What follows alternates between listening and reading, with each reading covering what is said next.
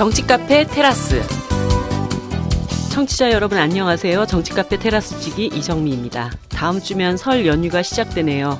1월 1일 무너진 결심들이 있다면 우리에겐 설날이 있죠. 다시 마음 다잡고 새해를 잘 맞아봅시다. 오늘도 제 곁에 박홍순 쌤 나와 계십니다. 반갑습니다. 네, 선생님. 집 네. 있으세요? 예, 있습니다. 그럼 길에서 살진 않죠. 자기 집? 전세 말고. 예, 조그만 집이 있습니다. 축하드립니다.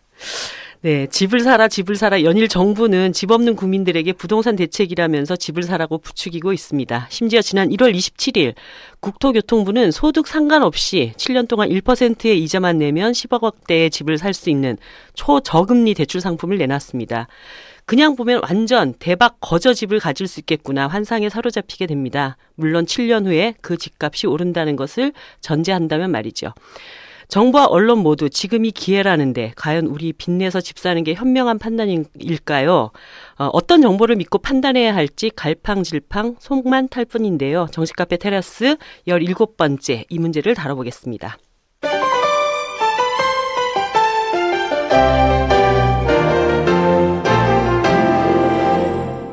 네, 오늘 테라스에는 대한민국 경제 정의만을 파고 또 파시는 분, 선대인 경제연구소 소장 선대인 선생님 모셨습니다. 안녕하세요. 반갑습니다. 예, 안녕하세요. 반갑습니다. 예.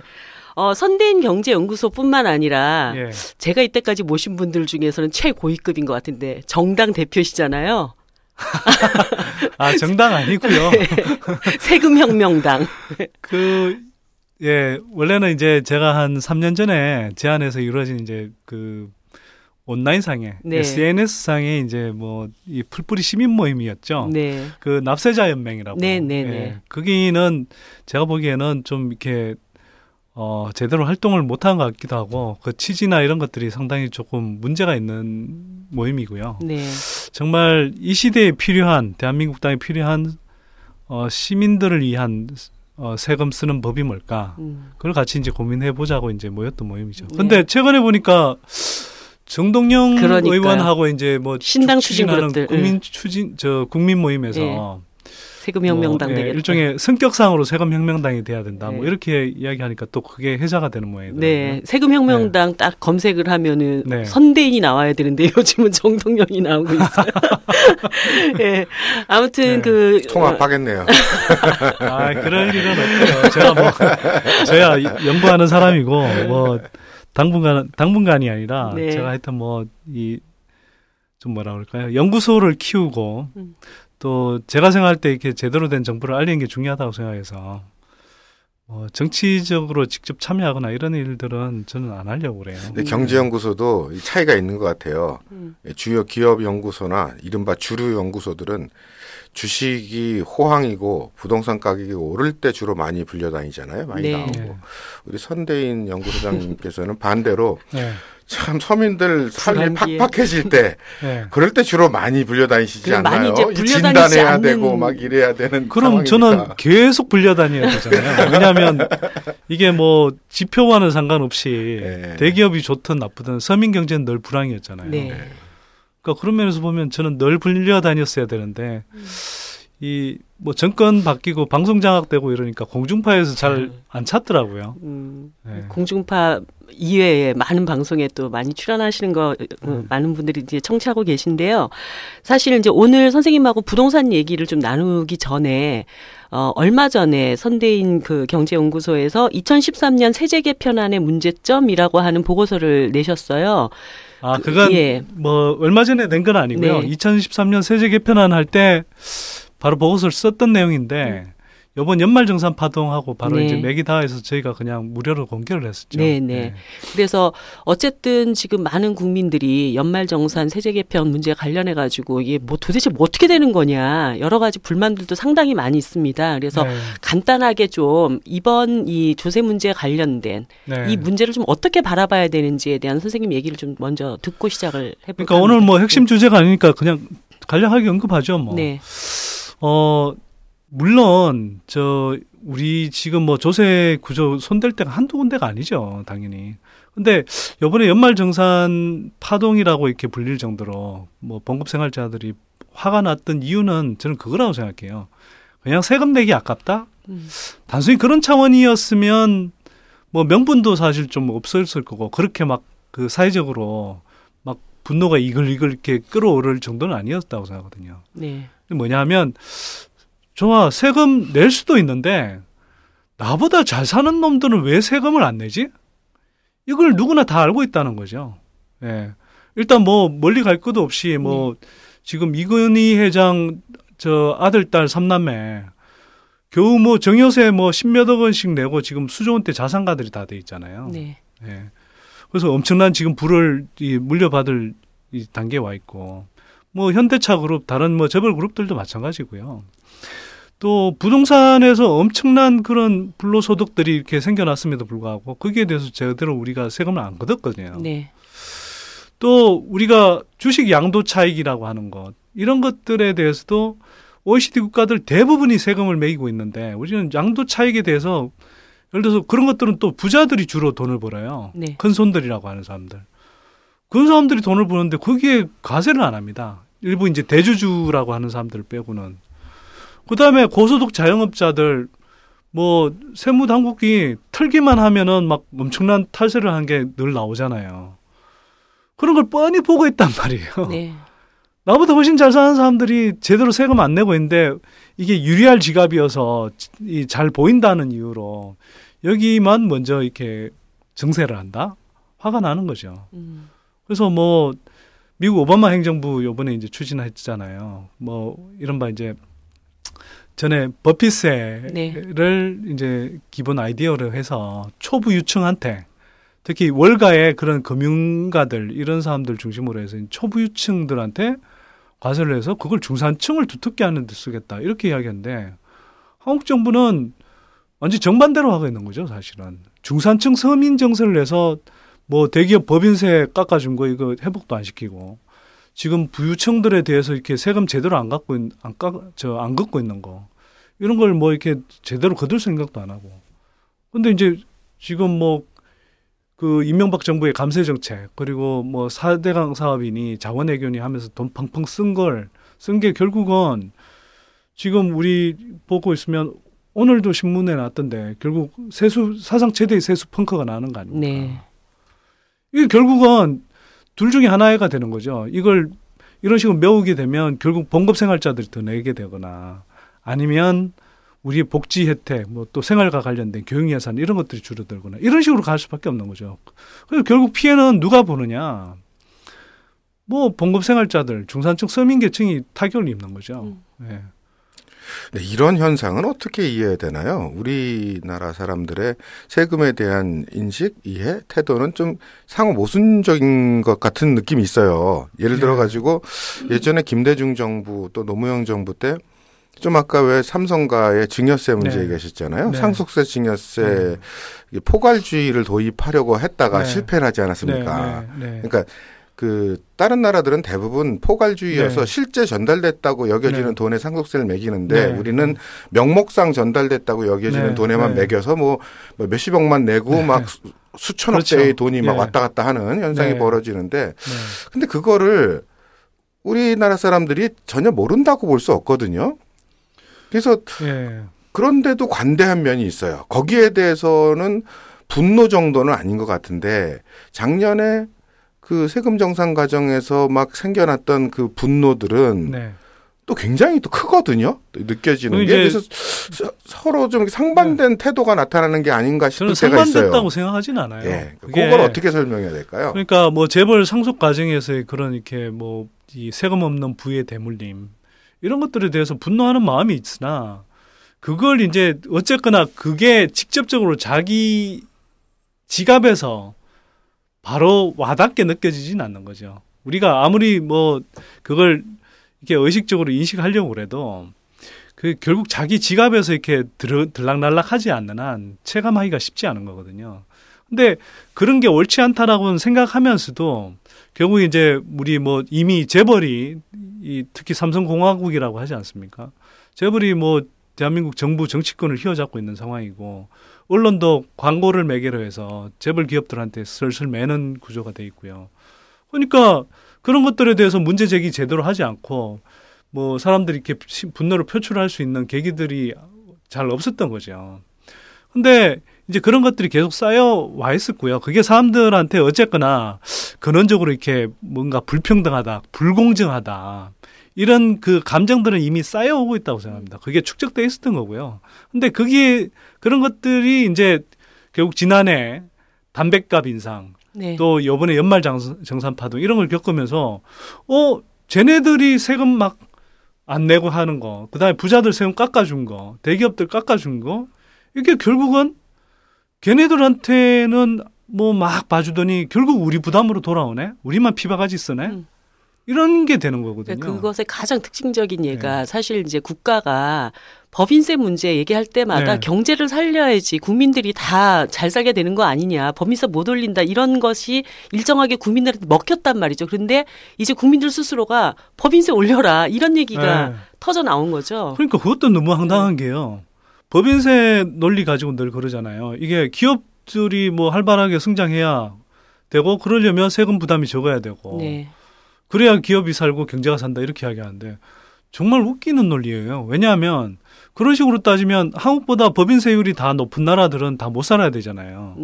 그리고 법인세율이 낮은 나라들이 잘 사는 나라들이어야 되잖아요. 근데 OECD 통계를 보면 미국, 일본 이런 나라들이 법인세율이 가장 높은 편이고요. 그다음에 뭐 독일, 프랑스 이런 나라들 경제 규모가 크고 선진국인 나라들일수록 법인세율이 높아요. 오히려 법인세율 낮은 나라들은 옛날에 동구 공산권 국가들 아니면 도시 국가여서 내수 규모가 충분치 않기 때문에 이제 외국 자본을 끌어들여야 되는 나라들 그런 나라들만 법인세율이 낮지 내수 규모가 어느 정도 있는 나라들 중에서는 한국만큼 낮은 나라가 없거든요. 우리나라 통치자들이 우리나라를 도시국가로 생각하고 자기를 족장이라고 생각하나 보죠. 뭐. 근데 하나 다시 궁금한 게 있는데요. 요 질문은 경제연구소장한테 드리는 질문이 아니라 세금혁명당 당수한테 드리는 질문인데요. 저는 작년 올해 이렇게 거치면서 이른바 세금과 관련한 논란이 일어나면서 어떤 희망을 봤어요. 그 사람들의 들끓는 분노 그리고 지금까지 니네가 이래도 가만히 있을래? 막 그렇게 조롱하는 듯이 서민들의 목을 조르던 정부였는데 화들짝 놀랐거든요. 그 사람들이 가지고 있는 그 분노에 단 며칠 만에 반응했잖아요. 막 갑자기 들쑤셔대고 이거 고쳐라 저거 고쳐라 막 대통령부터 나서서 난리를 쳤는데 그만큼 이게 하나의 폭탄의 뇌관이라는 거잖아요. 그런데 그 언론에서도 그 당시에 세금 저항이라는 단어가 많이 등장을 했어요. 그래서 제가 희망을 봤다는 건 그래. 이 세금 저항이라는 게 무서운 무기일 수 있겠구나 서민에. 근데 그럼 세금 저항이라는 말은 있는데 구체적으로 세금혁명당 당수로서 말씀해 보시면 세금 저항의 방법이라는 게 어떻게 있을까요? 그러니까 이게 단순히 적자적인 상태로만 머물러서는 안 되거든요. 적자적인 상태가 아니라 그러면 이걸 계기로 해서 우리나라 지금 조세 구조를 어떻게 개편해야 될까 이 논의가 나와야 되는 거고요. 그게 뭐 이제 이후로 조금씩 이제 그런 보도들이 나오긴 합니다만 초반에 이렇게 보도들을 보면 너무 근로소득세 안에서 이렇게 막 이 자잘한 정말 이제 장하준 교수님이 뭐 호주머니 트는 걸로 이렇게 표현하셨던데 그런 것들에 매몰돼서 되게 이야기를 하고 있는 거예요. 지금도 그냥 이야기하는 게 법인세 조금 올리냐 마냐 지금 이 논의를 그 정도는 이제 지금 뭐 논의가 번져가고는 있고 그나마도 다행이긴 한데 문제는 뭐냐 하면 대한민국은 그냥 근로소득세 뭐 조금 바꾸고 법인세 더 거두고 이런 차원의 문제가 지금 아닌 상태거든요. 근본적으로 좀 어떻게 나가야 될까요? 자, 제가 그 설명을 잠깐 말씀드리면요.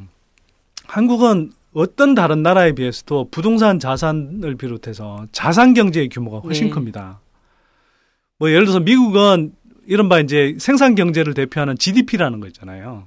그 한 나라가 이제 1년 동안에 이 생산한 그 총 부가 가치들의 합계, 생산 활동 결과물들의 합계를 이야기하는 건데 그걸 예를 들어서 미국 같은 경우는 자산 가치가 그 GDP 한 1.5배 정도밖에 안 됩니다. 한국은 7배거든요. 그만큼 자산 경제가 부풀어 있다는 거예요. 근데 문제는 이 대부분의 부유층들, 초부유층들이 이런 이 뭐 부동산 자산, 그 다음에 주식, 뭐 대주주들 다 뭐 주식 양도차익 뭐 몇백억, 몇천억대로 남기잖아요. 여기에 대해서는 제대로 과세를 안 한다는 게 문제입니다. 그리고 그 자산 소득 자체가 정확하게 파악도 잘 안 파악도 되잖아요. 안 됩니다. 예. 제가 국세통계연보라는 걸 한번 찾아보시면 기가 막힐 텐데요. 우리는 어찌된 게 부동산 세금 그 막대한 그 불로소득이 생겨나고 엄청난 그 부가 축적돼 있는 영역에서 부동산 관련 부동산 소득이라는 게 따로 항목이 나와 있지를 않아서요. 네. 사업소득한테 엎여 있어요. 그러니까 정확하게 실제로 세금을 제대로 안 걷으니까 그걸 항목을 따로 빼서 이렇게 거둘 생각조차도 안 하고 있는 겁니다, 지금. 얼마나 한심한 상태인가요? 그러니까 지금 안 걷고 있는 세금, 아까 법인세 우리가 지금 세계에서 가장 낮은 수준으로 정말 이 정도 규모가 되는 나라 중에 가장 낮게 걷고 있죠. 그 다음에 주식 양도 차익에 대해서 과세하지 않습니다. 대신에 우리는 개인 투자자들한테 열심히 정권 거래소를 걷고 있죠. 손바뀌면 많은. 이건 정말 소득 역진적인 현상인 거거든요. 거기다가 부동산 임대 소득세 좀 매기려고 그랬더니 집주인들 반발해서 그것도 지금 계속 후퇴를 거듭하고 있죠. 이게 임대 소득세를 많이 내는 것도 아니에요.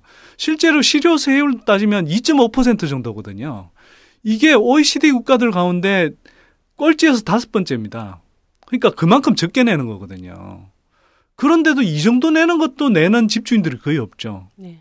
부동산 보유세는 미국의 보유세 내는 것보다 한 실효세율이 10분의 1 정도밖에 안 됩니다.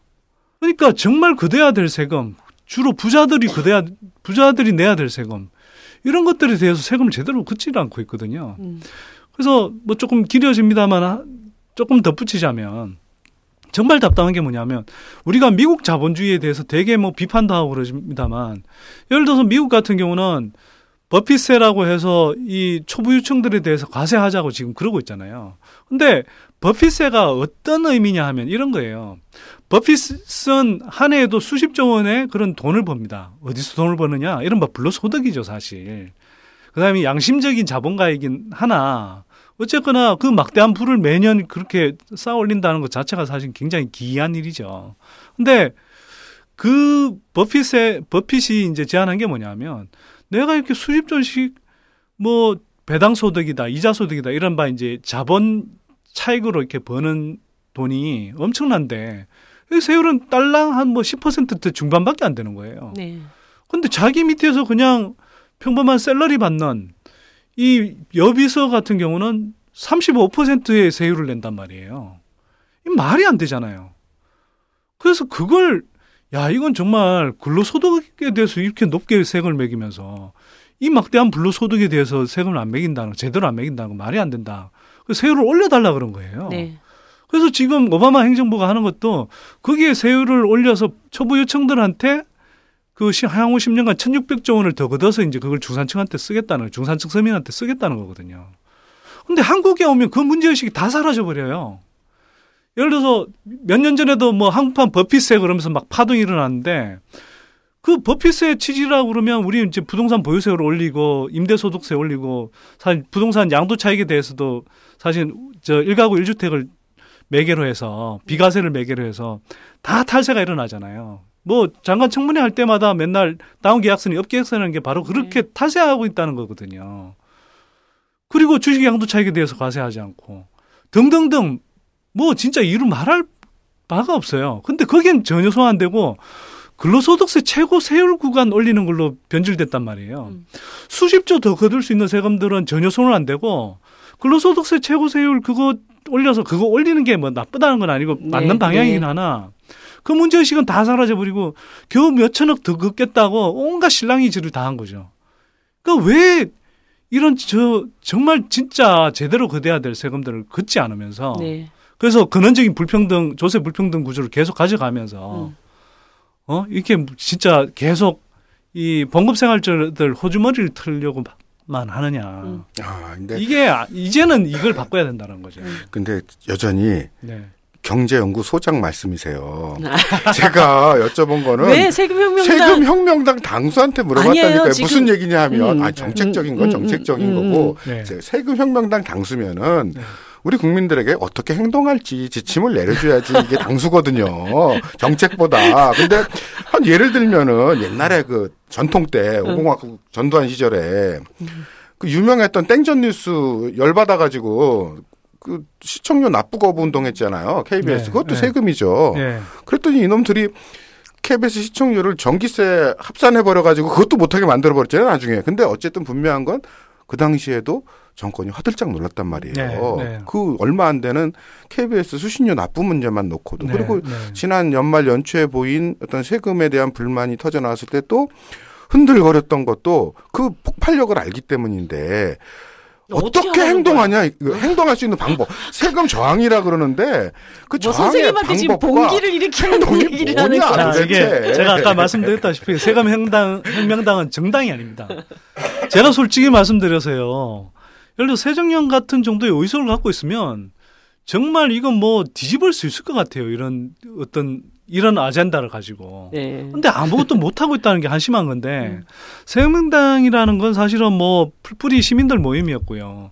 지금은 사실 뭐 그 시민들 간의 그런 이렇게 모임도 좀 약해지고 그래서 뭐 구체적인 액션을 취하기가 상당히 어렵죠. 그리고 그렇다고 시민들 차원에서 주로 할 수 있는 건 이른바 이제 정말 조세 저항이라고 그래서 뭐 세금 납부를 거부한다든지 이런 건데, 이런 것들은 주로 어떤 쪽에서 하냐 하면 이제 미국으로 치면 공화당 계열, 이른바 이제 뭐 티파티라고 하는 뭐 이런 쪽에서 이렇게 그 무조건 세금 깎아달라 뭐 이런 쪽의 이제 운동들이거든요. 네. 근데 저희는 단순히 세금을 깎아달라는 게 아니라 조세 형평성을 맞추자라는 네. 것이고, 그리고 오히려 궁극적으로는 제대로 된 복지 체계를 마련하기 위해서, 그게 또 사실 저출산 고령화 충격을 겪고 있는 한국 입장에서는 굉장히 시급한 과제고, 그러기 위해서는 그 재원들을 어딘가에서 마련해야 된다라는 걸 전제로 하고 있기 때문에 무조건적인 조세 저항 운동, 뭐 세금 안 낸다, 납부 거부 운동 이렇게 이제 하기는 좀 힘든 거죠. 네. 그래서 제가 이제 자꾸 말씀드리는 게, 이거는 결국은 정치권이 물꼬를 터줘야 됩니다. 네, 맞습니다. 아까 말씀드렸듯이 그냥 주식 양도 차익에 대해서 과세 법안 내고요. 그다음에 비교 조사를 하는 거죠. 그래서 이번에 경향신문 보도를 보니까 잘 나왔던데, 우리는 지금 대주주 지분 3% 이상 또는 그 보유한 주가 이제 평가액이 100억 이상이 아닌 경우에 그 이하인 경우에는 세금을 안 내거든요. 근데 그렇게 세금을 내는 그 대주주들도 대략 몇백억씩 또는 뭐 심지어 몇천억씩 차익을 남기는데, 평균 세율이 아까 버핏이 낸다는 그런 한 16% 정도의 세율밖에 안 되거든요. 어떻게 근로소득세 최고 세율 구간 38% 절반도 안 되냐 이거죠. 그걸 고치자고 해야 되는 거죠. 정치권에서. 오바마처럼 해야 되는 겁니다. 그렇게 하면 어떤 정당이라도 지지해 줄 수 있고, 그런 정당을 지지하자고 이야기를 할 수 있죠. 네. 근데 지금은 지지하자고 이야기할 수가 없는 거예요. 지금 방법은 그러니까 정당에 대한 선호나 투표와 네. 담배 끊는 거 두 가지밖에 없는 건가요? 그래서 네. 정의당이라도 네. 이게 정말 좋은 호재거든요. 네. 이걸로 제대로 된 의제한다를 만들어서 정말 이렇게 이 선명성을 부각하면서, 이게 단순히 그냥 이념적으로 우리가 선명하다가 아니라 뭐 노동자를 부르짖고 서민을 막 입에 달고 살아야 선명해지는 게 아니잖아요. 네. 정책적으로 우리가 이렇게 하면 바뀔 수 있다라는 것들을 선명하게 내걸고, 그걸 가지고 사람들의 이 민심을 얻으면 되는 거죠. 네. 네. 그러니까 보니까 이제 뭐 박근혜 정부 들어설 때 증세 없이 복지하겠다고 했다가 지금 이제 뭐 세수 부족 사건까지 터지고 이러니까 복지 없는 증세만 지금 하고 있는데, 선생님 말씀대로 복지 수준을 높이기 위해서는 세금을 조금씩 더 내는 바람직한 방향으로 가야 된다고는 봅니다. 그런데 네. 국민들한테 진짜 조세 형평성, 조세 정의, 아까 말씀하셨던 파악되지 않는 그런 많은 자산 소득에 대한 세금들을 정확하게 매기면서 국민들이 또 함께 뭐 중복지 시대로 가기 위한 조세 이런 네. 정도는 할 수 있는 그런 사회로 가야 되지 않을까, 뭐 그런 말씀들로 좀. 근데요, 열받는 거는 세금 많이 내는 거 좋단 말이에요. 근데 내가 얼마 내는지도 모르겠잖아요. 예. 특히 우리나라 언젠가도 우리 그런 얘기 나눴었지만 간접세 비율이 워낙 커가지고 맞아요. 자기가 얼마 세금을 내는지도 모르고, 다만 우리나라는 세금 조금 걷고 대신 복지 조금 한다는 말을 바보같이 믿어야 된단 말이에요. 아니 근데 근데 이제 제가 묻고 네. 싶은 거는 네. 그 1인당 조세 부담률이요. 네. 간접세를 포함했을 때 네. 한국이 세계적으로 한 어느 정도 되나? 제가 알기로는 상당히 높다고 들었는데 정확한 수치를 모르겠으니까. 아니요, 그렇지 않습니다. 조세 부담률이 낮은 건 맞습니다. 네. 낮습니다. 뭐 그게 이제 우리는 조세 말고 여러 가지 이제 사회보험료 이런 것들을 조세가 아닌 다른 방식으로 내잖아요. 따로 보험료로 내잖아요. 그래서 그걸 포함하면 조금 수치가 올라가긴 하는데, 그럼에도 불구하고 그런 걸 합쳐도 사실 뭐 국제적으로 비교하면 조세 부담률이 낮은 건 맞습니다. 근데 문제는 제가 볼 때는 한국의 이제 세금 문제에서 가장 중요한 건 뭐냐면, 세금을 적게 낸다는 문제, 이것도 이제 점진적으로 올려가는 게 맞겠습니다만, 문제는 뭐냐면, 세금을 공평하게 제대로 걷지 않는다. 네. 걷어야 될 때 안 걷는다. 그 다음에 두 번째는 이렇게 걷은 세금을 제대로 안 쓴다. 4대강 사업이나 자원외교 같은 데는 펑펑 쓰고, 법인세 깎아주고, 그 다음에 부동산 뭐 취득세 깎아주고, 이런 데는 뭐 돈이 남아 돌고, 이런 쪽으로만 가면 돈이 하수분처럼 쏟아나는데, 뭐 교육, 복지, 문화 이런 쪽으로 가면 돈이 없어서 늘 못한다. 그래서 창조 경제가 아니라 늘 참조 경제 이렇게 이야기하는 거죠.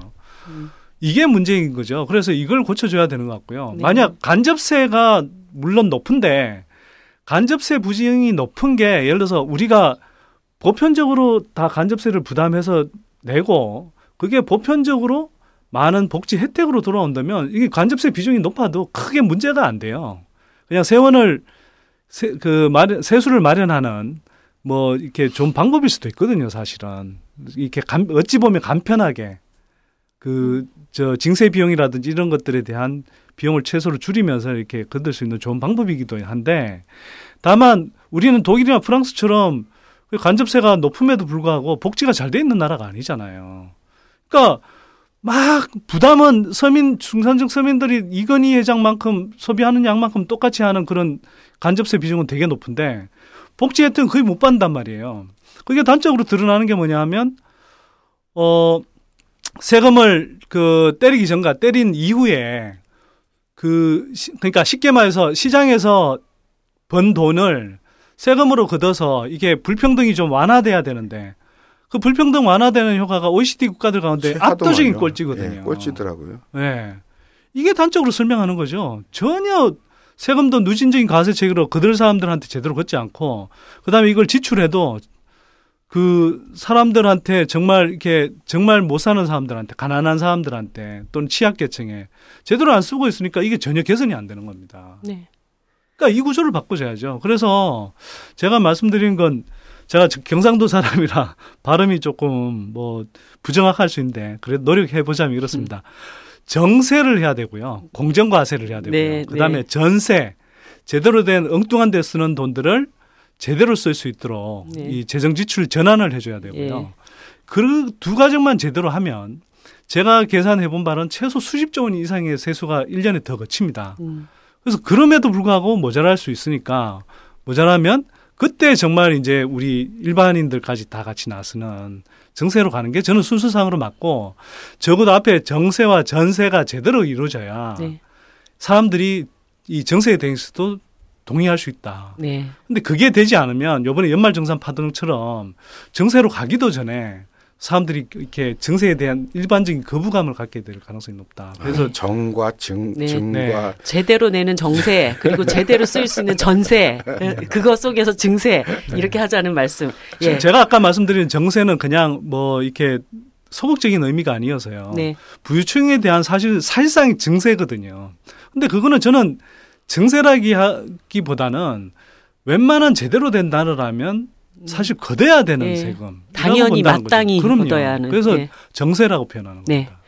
알겠습니다. 그러면 이제 우리 결국 세금 문제랑 또 부동산 문제가 뭐 그러니까요. 뗄 수 없는 부동산 이야기 하러 네. 나왔다 세금 이야기 시키다 보네. 이야기인데, 본격적으로 부동산 얘기 그럼 좀 해보겠습니다. 사실 집을 가진 사람은 가진 사람대로, 없는 사람은 없는 사람대로 지금 완전히 몸살을 앓고 있는 그런 시대를 네. 좀 살고 있는데요.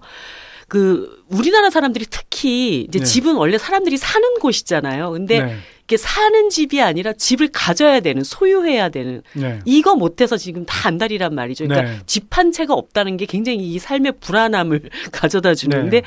우리나라가 왜 이렇게 집을 소유하는 것에 집착하게 됐을까요? 그 배경이 어떻게 됐을까요? 굳이 집착할 이유는 없었죠. 네. 근데 적어도 최근에 와서는 없는데 정부가 자꾸 이제 집착하게 만드는 거고요. 제가 볼 때는 뭐 예전부터 이제 그런 그 이력은 있죠. 네. 이제 워낙 우리가 못 살던 시대였고 또 그때는 뭐 주택 제대로 된 주택이 없었고 그러다 보니까 이제 이 집 한 채 가지면 떵떵거리면서 살 수 네. 있었고 또 뭐 사실은 뭐 근대화 됐다고는 하지만 그 우리가 이제 뭐 조선 시대부터 이제 일제 시대 거치면서 굉장히 비정상적인 근대화를 한 거잖아요. 어찌 보면 그런 과정에서 이제 이 신분에 대한 기속의식 이런 것들이 거의 사라지지 않았고 근데 이제 그런 것들이 이제 한편으로는 그냥 자기가 소유하고 있는 부 또는 이렇게 뭐 집 이런 것들로 이제 자기 지위를 가시하는 예, 이런 이제 행태를 좀 지닌 것 같아요. 네. 그리고 실제로 이 사는 공간이 부족하다 보니까 사글세에 살면서 이제 집주인들은 떵떵거리고 이제 세입자들은 이렇게 눈치 보고 이런 서름의 과정들을 너무 많이 겪은 거죠. 그리고 실제로 집 네. 한 채를 소유함으로 인해서 자산이 엄청나게 막 이렇게 급증했던 이런 시대도 있었죠. 그렇죠. 그리고 이제 아까 뭐 우리가 자산 그 규모가 엄청나게 높다 이렇게 이제 이야기를 했는데 그게 이제 바로 그런 과정들을 거쳐왔던 거죠. 그러면서 집은 사두면 집이든 땅이든 사두면 언젠간 오른다. 된다. 이게 예. 이제 뭐 지금까지 한국 사회를 지배해왔던 패러다임인 거고요. 네. 근데 이제는 더 이상 유효하지 않습니다. 예. 예, 그래서 이미 그 네. 선생님 그 미친 부동산이라고 네. 이제 얘기하셨던 그 네. 책을 보면 네. 이제 집을 가져서 돈을 벌 수 있다라고 네. 했던 기존의 패러다임이 이제는 바뀌어야 된다. 그래서 네. 두 가지 거대한 전환이라고 말씀하셨습니다. 그 소개를 좀 해주시죠.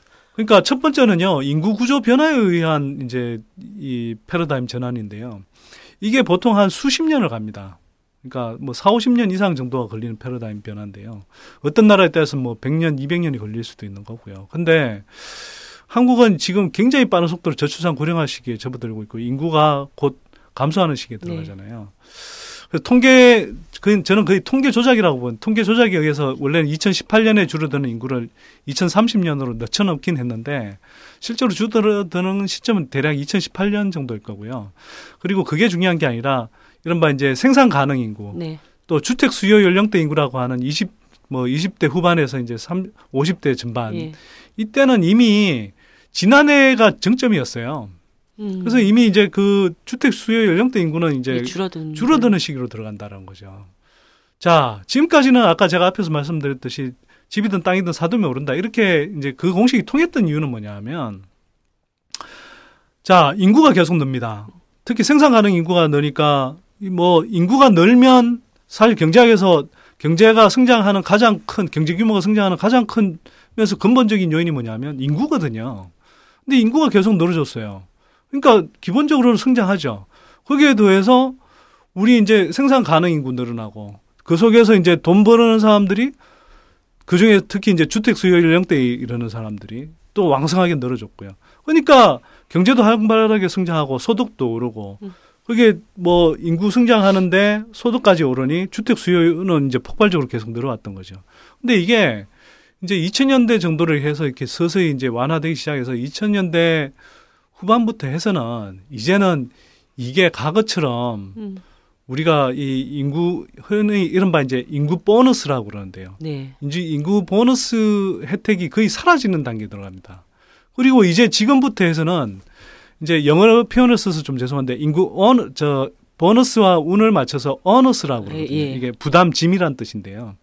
그러니까 마이너스로 작용한다는 거죠. 이제는 거꾸로 앞으로 펼쳐질 세상은 뭐냐면 인구 때문에 집값이 오르는 게 아니라 인구 때문에 이제 경제 성장률도 떨어지고 소득도 저성장 체제로 가고 그다음에 주택 수요 연령대 인구도 줄어서 집값도 전반적으로 보면 하향 침체하는 식으로 갈 가능성이 높다. 실제 주변에서 친구들을 봐도요. 제가 이제 주변이 주로 50대 초중반 친구들이 많으니까 이른바 베이비 부모 세대 그 태어난 자식들이죠.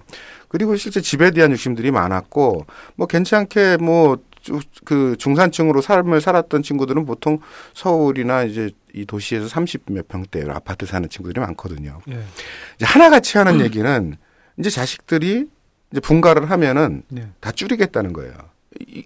이것을 유지하면서 노후 생활을 보내는 것은 불가능하다. 수입이 없어지니까. 그러면 이거를 이제 36평대면 팔고 작은 거로 옮기던가 수도권으로 빠지던가 뭐 어떻게 방법을 찾겠다는 것들이 대부분의 사람들이에요. 그게 네. 제 생각에는 한 5, 6년이면은 요 세대가 그게 네. 실행에 옮길 거라고 보이거든요. 5, 6년이 아니고요. 지금도 네. 실행에 옮기고 있어요. 아, 그러니까 그렇습니까? 그게 통계상으로도 정확하게 나타나는데 우리가 일반적으로 그냥 상식적으로 알고 있는 패턴이랑 똑같아요. 집을 언제 사냐 하면요. 사회 초년병으로 이렇게 일 좀 하다가 한 30대 후반에, 그러니까 돈 좀 모아서 30대 후반에 처음 집을 사고요. 30대 후반, 40대 전반에. 집을 좀 샀다가, 그 다음에 이제 좀 쉬었다가 아이들이 이제 뭐 머리 좀 굵어지고, 그 다음에 그 회사에서 승진해서 돈이 좀 벌리는 뭐 50대 전반에 다시 이제 집을 좀 평수를 늘려가든가 아니면 집을 한 채 더 사든가 이렇게 하고, 그 다음에 50대 후반, 60대 들어가면서부터는 집을 줄여갑니다. 그 패턴이 굉장히 정확하게 나타나거든요. 우리가 상식적으로 생각하는 거랑 똑같아요. 근데 그게 이제 이미 나타나고 있고, 근데 이제 베이비 부모 세대들이 이제 본격적으로 은퇴하고 있으니까 그 파장이 이제 점점 커지는 거죠. 그래서 아까 제가 말씀드린 주택 수요 연령대 인구가 지난해 정점이었고, 이제는 떨어진다고 그랬는데, 거꾸로 이야기하면 이렇게 이제 주택 수요 연령대 인구가 아닌 노후 세대는 이제 지난해부터 이렇게 계속 늘어나는 겁니다, 이제는. 그래서 제가 패러다임이 바뀌었다고 할 때 또 하나의 이제 사례로 말씀드리고 싶은 건 뭐냐 하면요. 예를 들어서 예전에는 주택 공급한다 그러면 건설세가 신규 분양이야 공급이라고 생각했어요. 앞으로는요. 아닙니다. 앞으로는 건설세가 공급하지 않아도 노후 세대들이 기존에 갖고 있던 집을 시장에 매물로 내놓으면 그게 기존 주택의 공급인 거예요. 그러니까 이게 엄청난 패러다임 변화거든요. 이게 한 해에 많게 나오면 10만 원씩 나올 수 있어요. 그냥 기존 집을 가지고 계신 분들이. 그러니까 일본이 그렇게 급속도로 갑자기 막 그 공급이 부족한 것처럼 느껴졌다. 갑자기 그렇게 공급이 뭐 해가 갈수록 늘어난 것처럼 느껴지고 유령 신도시들이 이렇게 막 생겨났던 이유가 바로 이런 겁니다, 사실. 근데도 이게 이제 계속 정부가 가만히 있으라. 이렇게 이제 부동산 시장에 머물러라. 이렇게 이제 자꾸 신호를 보내고. 그러니까 이제 탈출을 하고 싶어도 이제 탈출을 못 하는 거죠. 가라앉는 부동산 시장이라는 배 안에서. 네. 자, 그리고 언론에서도 이제 계속 그 건설업자들이 이제 주로 주요 광고주들이니까 거기에 맞춰서 이제 계속 집 사라 이런 신호를 보내는 거 있으니까 사람들이 헷갈리는 거거든요. 아, 그리고 뭐 이제 아까 두 가지 패러다임 말씀하셨는데 아직 하나밖에 말씀 못 드렸네요. 또 하나는 뭐냐면 이건 뭐 엄밀히 말한 패러다임이라기보다는 이제 두 개 이제 큰 전환기 중에 하나의 이제 두 번째는 사이클인데요. 부동산은 보통 한 10년에서 20년 정도 이렇게 장기 사이클을 걸립니다. 뭐 10년에서 20년 정도에 걸쳐서 이렇게 올랐다가 내렸다 이렇게 하거든요.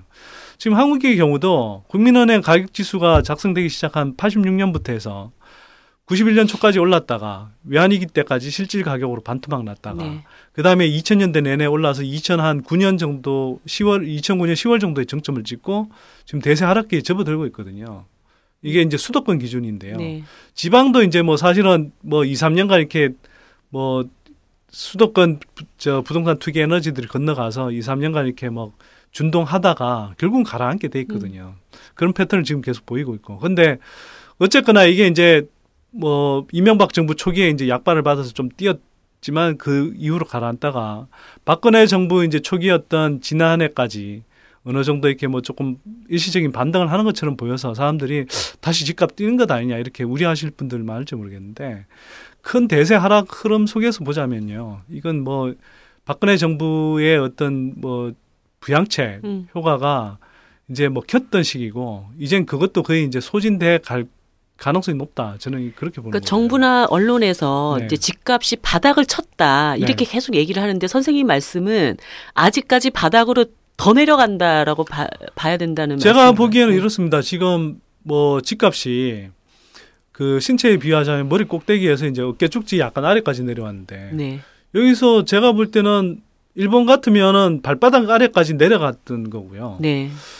미국 같으면 한 무릎 정도까지 내려갔다가 이제 다시 올라왔던 거거든요. 그러니까 뭐 우리가 저는 미국보다는 일본형을 따라갈 가능성이 높다고 생각하는데 물론 이제 급격한 폭락이 있느냐 없느냐와는 상관없이 그 이제 내려가는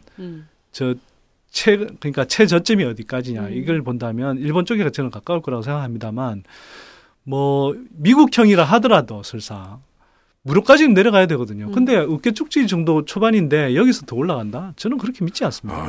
제가 보기에도 일종의 착시 현상이 있는 것 같아요. 대세 하락이 완만하고 이렇게 나선형으로 등락을 하면서 내려가는 것 같으니까 우리가 착시 현상이 있는데 실제 그 수도권에 이제 엄청나게 신도시들이 많이 생겼잖아요. 지난 10년 사이 특히 이명박 정권, 박근혜 정권 오면서 이 부동산 붐을 막 조장하느라고 신도시들이 많이 생겼는데 실제 처음에 어렵다 하더만 어떻든 분양이 조금씩 되고 있거든요. 그러니까 이제 그게 심리적으로 풀린다라고 이제 사람들이 생각하는 것 같아요. 근데 그 속내를 들여다보니까 이거는 과거에는 닌겔이나 뭐 이런 거 대충 이런 걸로 버텼다가 지금 산소호흡기를 껴놓은 형국인 것 같은 게 실제 거기 들어가 있는 사람들이요.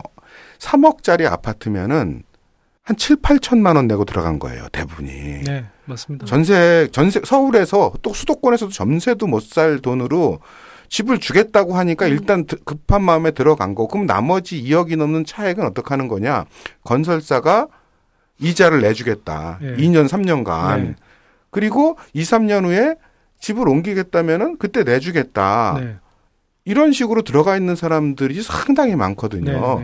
그만큼 건설사들은 3억 아파트를 자기가 몇 년 동안 융자금, 몇 억에 대한 융자금을 내줘 가면서까지 사람을 들여야 되는 그러네요. 그 정도로 구석에 몰려 있고 그런 점에서 그러니까 이건 닌겔 정도가 아니라 산소호흡기 연명하고 있는 게 아니냐 이런 생각이 들더라고요. 그 맞는 말씀이고요. 그 이제 말씀하신 게 이제 그런 식으로 전세형 분양이라고 해서 많이 했었는데요. 이게 완전히 사기입니다. 사기 사실상 제가 볼 때는.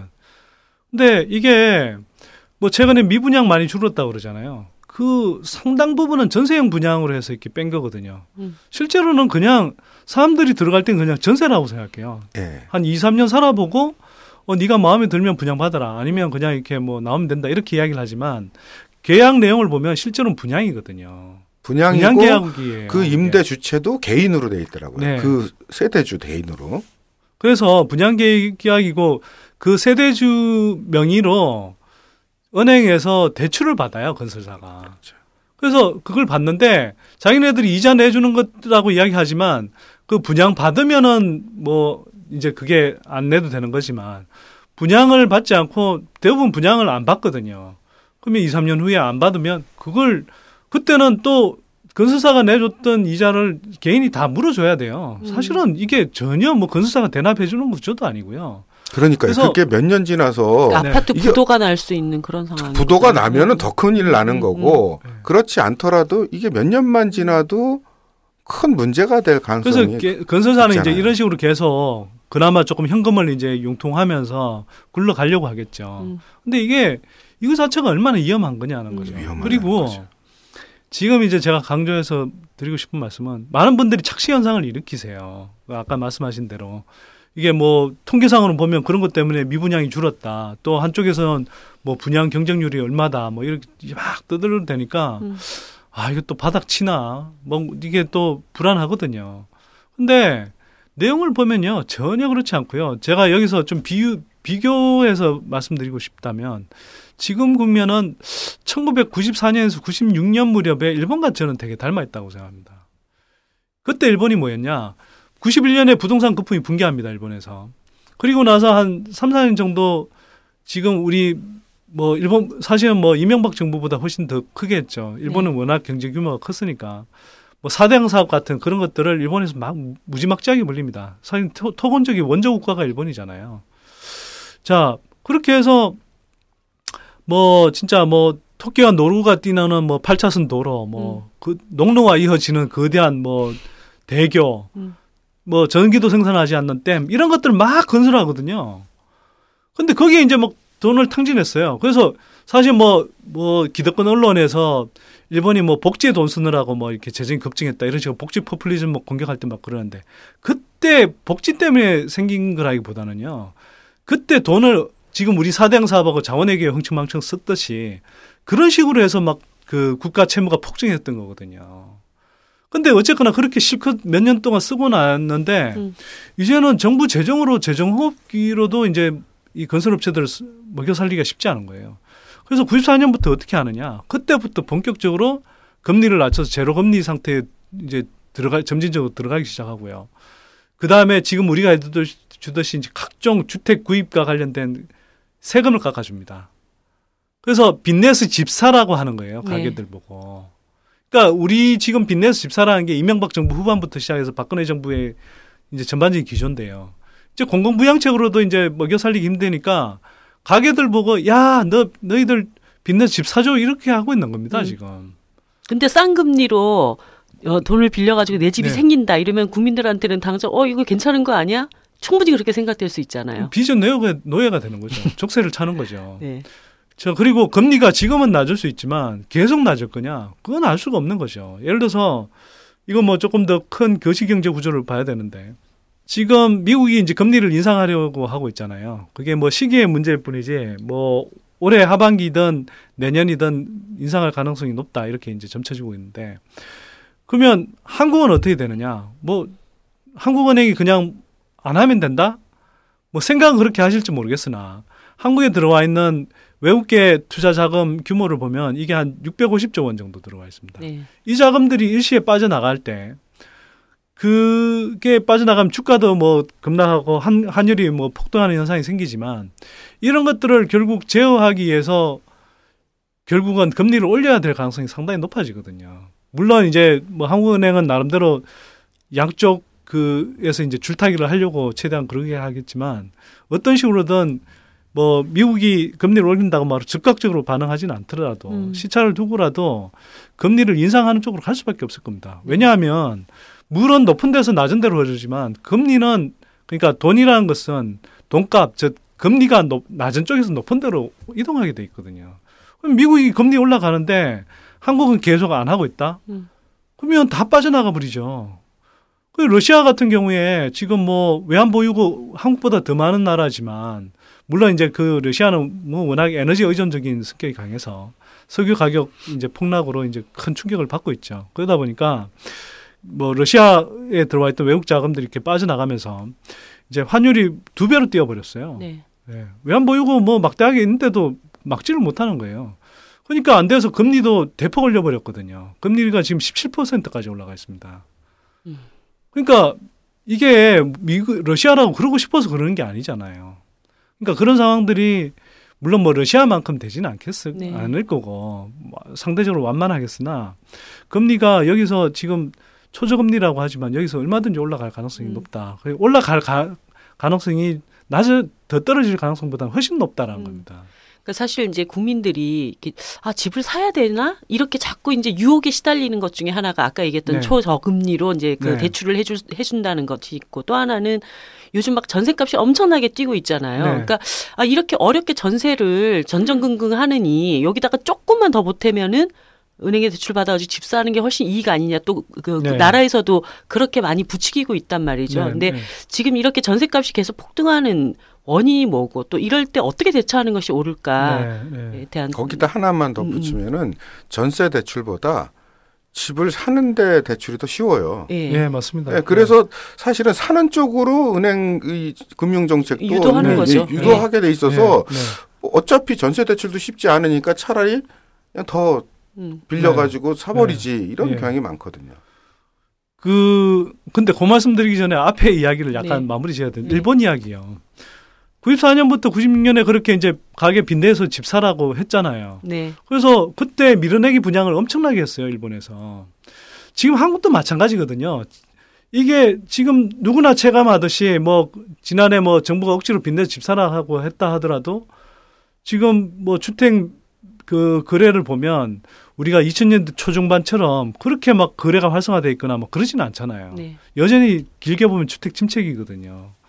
그런데 가계부채는 뭐 엄청나게 늘었고 지난해에도 거기에 대해서 분양 물량이 건설업체 분양 물량이 2000년대 초중반에 부동산 호황기 그 어떤 호황기 때보다 지금 분양 물량이 많아요.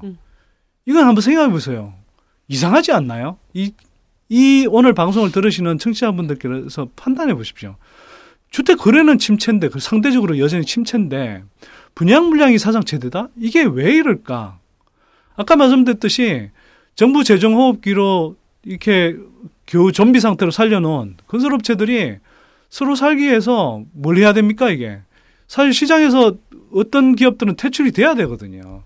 근데 그렇게 구조조정하지 않고 살려두니까 다 살기 위해서 그다음에 2000년대 중반에 이렇게 택지 잡아놓은 것들이 엄청 많거든요. 네. 그걸 이용해서 지금 밀어내기 분양을 계속 하고 있는 겁니다, 이걸. 그리고 그 정부도 거기에 맞춰서 이제 분양 촉진하는 각종 세제 혜택을 주고 있는 것이고, 언론도 지금 마지막 이제 대목이라고 계속 선동적인 이제 기사들을 쏟아내고 있는 거거든요. 근데 건설사 내부적으로도 그래요. 올해까지 이렇게 밀어내기 분양하지 않으면 이게 건물이기 때문에 내년부터는 정말 악화될 수 있기 때문에 올해 이제 뭐 엄청나게 밀어내기 분양을 한다 이렇게 이제 다들 건설사들이 이렇게 작정하고 있는 거거든요. 주변에 건설사 다니는 직원들 있으면 한번 물어보십시오. 실제로 그렇습니다. 지금 분위기가. 그러니까 거꾸로 이건 주택 소비자 입장에서 보면 뭐냐. 지금 사면 피바가지 쓴다는 겁니다. 네. 1994년부터 96년까지 그렇게 대대적인 일본에서 분양 물량이 쏟아졌을 때 고점 대비해서 집값이 좀 떨어졌다. 그리고 정부에서 초저금리로 대출해 주니까 집을 사야겠다. 이렇게 들어갔던 사람들이 어떻게 됐느냐. 물론 뭐 한국이 꼭 그 짝이 난다는 건 아니지만 97년에 제2차 부동산 거품 붕괴가 일어나면서 거기서 다시 반토막 3분의 1토막씩 났어요. 그러니까 정말 오히려 지금이야말로 조심해야 될 시기다. 저는 그렇게 강조하고 싶습니다. 전세난 얘기 조금 더 해주시죠. 자, 전세난은요. 대한민국 언론은 어디서도 제대로 짚는 데가 없어 보이는데 저는 이렇게 봅니다. 물론 이게 집값이 더 이상 상승하지 않는다는 그 생각들이 이제 뭐 예전 같으면 집을 살 사람들이 전세 시장에 머물러 있도록 만들죠. 그런 흐름이 일정하게 뭐 전세가 상승의 초기 단초가 된 건 사실입니다. 근데 그거는 초기 현상이고요. 이게 집값이 원래 본격적으로 떨어지면 이게 해소가 되게 돼 있어요. 왜냐하면 그 전세 물량들이 이렇게 집주인들이 갖고 있던 사실은 제대로 이렇게 전세 물량으로 내놓을 수 없는 불안한 전세들이 시장에 나오면서 이게 이제 전세가 하락으로 이제 이어지게 돼 있거든요. 그러니까 임대가 하락으로. 근데 이걸 꽉 틀어막아 버렸어요. 그러니까 이게 병목 현상이 풀리질 않고 갈수록 심해지고 있는 거죠. 그래서 제가 아까 말씀드린 대로 지금 전세난의 근본적인 원인은 뭐냐 하면 이게 해소돼야 될 안전한 전세 공급 부족. 이 문제가 해결되지 않고 있는 겁니다. 안전한 전세라는 건 뭐냐? 전세금을 안전하게 확보할 수 있는 전세를 말합니다. 예, 내가 다시 돌려받을 수 있는. 예. 근데 이게 집값이 계속 뛸 때는 이게 보증금 액수가 많다고 해도 이게 사람들이 불안하다고 생각하지 않았어요. 계속 집값은 뛸 테니까 뭐 전세금 조금 뭐 더 줘도 상관없지. 네. 근데 이제는 집값이 안 뛰잖아요. 그러면 사람들이 이제는 겁나는 거죠. 그러면 안전한 전세를 찾아서 가게 돼 있습니다. 그렇게 쏠리죠. 근데 안전한 전세는 지금 품귀 현상이 일어나요. 그럼 주식시장에서 블루칩처럼 이렇게 안전한 전세가 이게 가격이 기준점이 돼서 계속 끌어올리는 겁니다. 거기에 더해서 이제 최근 몇 년간에 이제 뭐 중개 수수료 개편도 이제 그래서 일어났습니다만 뭐 현 정부에서 그나마 잘한 것 중에 하나가 꼽으라면 이제 그런 건데 아주 소소하지만 네. 아닙니다. 뭐 하긴 뭐 실제로는 일반인들 생활에는 굉장히 중요한 문제인데요. 중개 수수료 체계 때문에 그 중개업자들이 매매는 잘 안 일어나니까 전세 거래를 부추기면서 전세 3억 원 이하로 가면 중개 수수료를 굉장히 많이 부르길 수 있는 구조로 돼 있었거든요. 네. 그래서 3억 원 이하로 막 끌어올린 거죠. 뭐 그런 것들이 이제 작용하면서 전세가가 이제 가파르게 올라갔던 거고요. 근데 거기에 대해서 정부가 지금 무슨 정책을 하고 있느냐. 정부가 하는 정책들이 다 따지고 보면 전세가를 밀어 올려요. 예를 들어서 전세 대출 열심히 하잖아요. 아니 집값이 높아서 그것도 서러운데 그것도 빚내서 집 사라고 그러더니 전세마저 빚내서 전세 옮겨 타라. 근데 전세 그 대출을 많이 해주면 당장은 뭐 집 없는 서민들 도와주는 것처럼 느껴질지 모르겠지만 이게 어떤 결과를 부르느냐. 결국 전세 시장에 돈을 풀어서 전세 가격을 밀어 올리는 역할을 합니다. 네. 그러니까 사람들 일상에서 와닿게 설명을 드리면 이런 거죠. 집주인이 예를 들어서 2억 5천에 살다가 집주인이 3억을 부르면 실제로는 돈이 없는 전세 입자는 뭐 사실은 뭐 그 당장은 안타깝지만 그 집에 살지 못하고 다른 데 더 싼 데로 옮겨가야 되잖아요. 자기 보증금 수준에 맞게. 그렇죠. 예. 그럼 대출을 해주면 어떻게 되느냐. 그 3억 원을 세입자가 그냥 오케이 해야 되는 거예요. 오케이 할 수 있도록 만들어주는 거예요. 그러면 3억 원까지 안 올라갈 게 3억 원으로 올라가 버린단 말이에요, 전세가가. 그런 식으로 계속 밀어 올려 버리는 거예요. 그 과정을 지금 계속 반복하고 있죠. 거기에다가 아까 말씀드린 안전한 전세라고 말씀드린 안전한 전세 물량은 부족합니다. 이게 뭐 전세나 집 구해보신 분들 대부분 느끼시겠지만 다녀보면요. 등기부등본을 그것 때문에 띄워보는 거잖아요. 예, 비듬는 많이 있는 비듬는 집주인들이 별로 없거든요. 그렇죠. 저희가 실제로 이건 제가 뭐 PD 수첩이나 뉴스타파 팀하고 이렇게 작업하면서 봤는데 뭐 판교든 파주든 뭐 강남의 재건축 아파트든 다 떼보면 집의 70%는 다 빚을 지고 있습니다. 그리고 평균 부채액이 3억 원이 넘어요. 부채액만 네.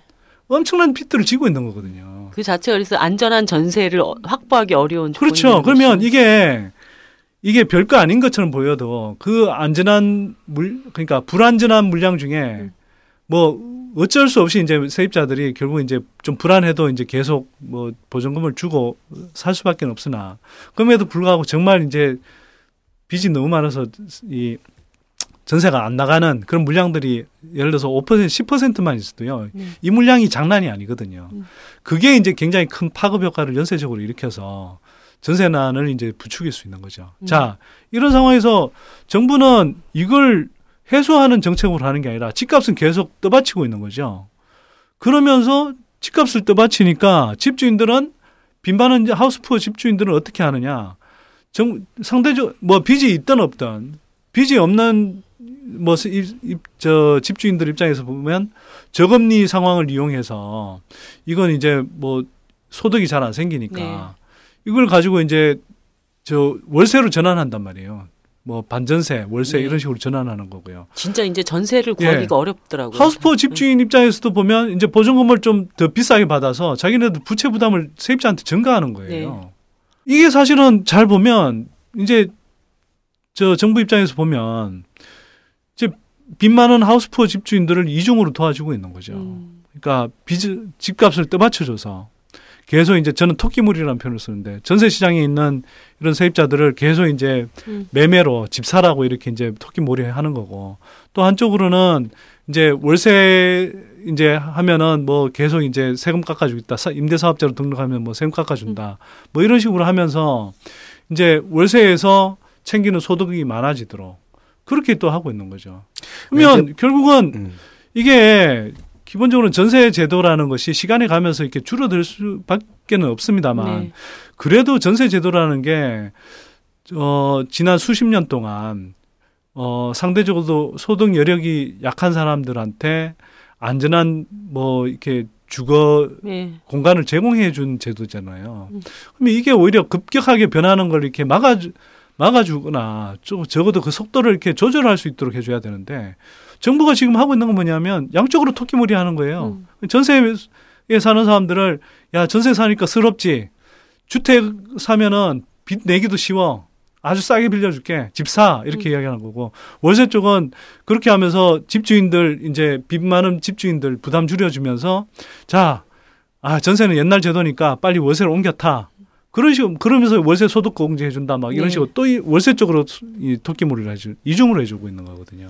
근데 이제 반대 논리가 의외로 많은 사람들한테 이렇게 설득력을 얻는 면이 있단 말이에요. 뭐냐면은 어쨌든 우리나라 주택 시장에 아파트든 뭐 여러 종류의 부동산에 건설사 돈 들어가 있고 그 뒤에 또 은행 돈 물려 있고 또 자산 가치가 하락하게 될 경우 개개인 소비자들의 소비 능력이 저하되고 결국 우리나라 경제 조건에서는 어쨌든 집값을 떠받쳐줘야 되고 조금씩 너무 폭등하면 안 되겠지만 이거 무너지면 이제 나라 경제 일정한 정도에서 계속 상승시켜주는 기조를 유지해야지만 나라 경제가 유지가 되고 개인의 소비도 유지된다라는 논리가 의외로 잘 먹히거든요.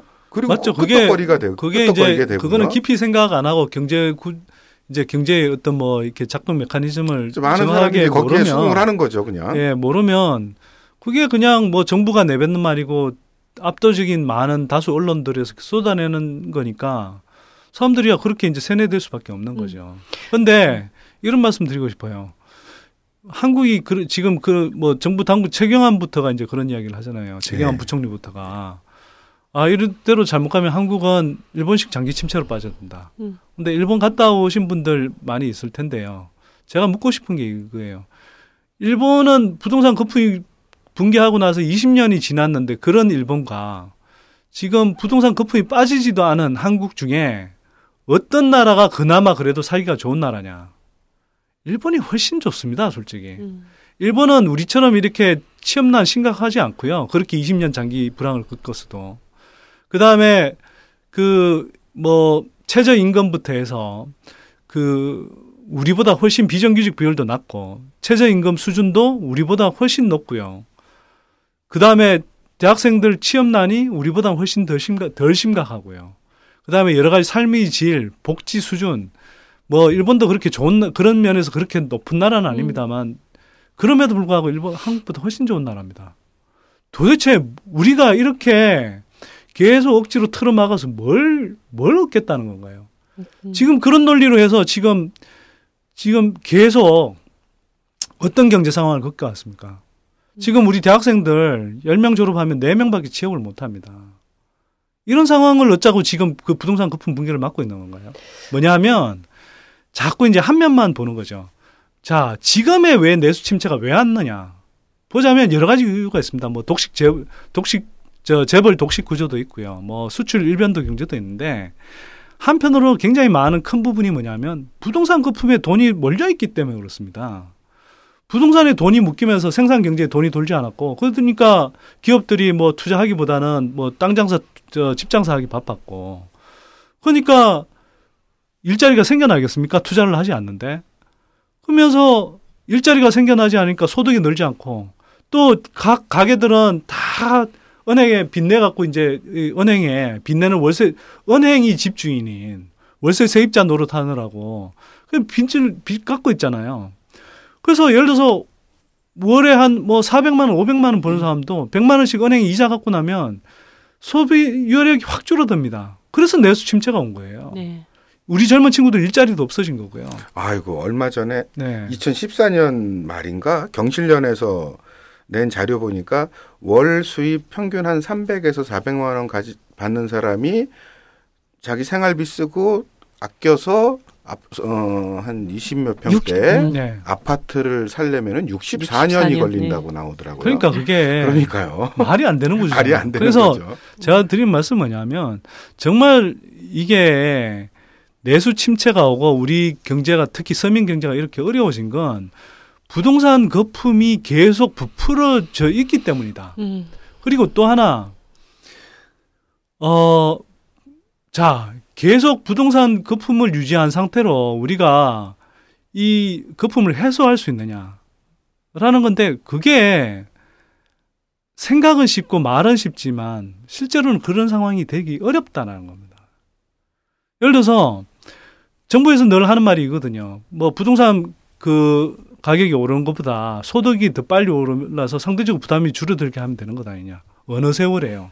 그렇죠. 자, 소득이 늘라고 해도 아까 말씀드린 진정한 의미에서 일자리가 늘고 소득이 늘어야 되는데 그게 부동산 때문에 가로막혀 있는 거거든요. 근데 이 상황이면 소득이 늘지도 않습니다. 지금 우리가 체험하고 있는 거잖아요. 자, 이런 상황인데 소득이 느느냐? 소득이 느는 구사하고 지난 몇 년 동안에도 부채가 잔뜩 늘었죠. 부채는 노무현 정부 그렇게 부동산 하락이 있던데도 가계부채가 202조 원 늘었는데 이명박 정부 5년 동안 295조 원 늘어났고요. 박근혜 정부 2년 동안에만 지금 한 120조 가까이 늘어났습니다. 네. 이게 뭘 말합니까? 부동산 거품 붕괴의 에너지는요. 사실은 집값이 아니고 바로 이 부채이거든요.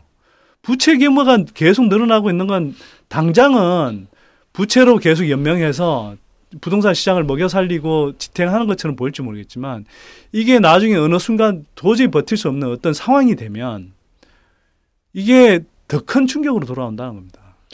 그래서 약간 이제 좀 1시간 가까이 됐기 때문에 이제 대책 마련을 어떻게 할 것인가 얘기를 좀 해봐야 될 것 같은데 어쨌든 은행에서 굉장히 많은 빚을 얻어서 집 한 채라도 갖고 있는 사람들은 이 집값 떨어질까 봐 전전긍긍하고 있고 그리고 정부에서는 이 부동산 버블이 터질까 봐 계속 이거 떠받치게 하면서 이제 사람들을 선생님 말씀대로 토끼몰이를 하고 있는 그런 이제 상황인데요.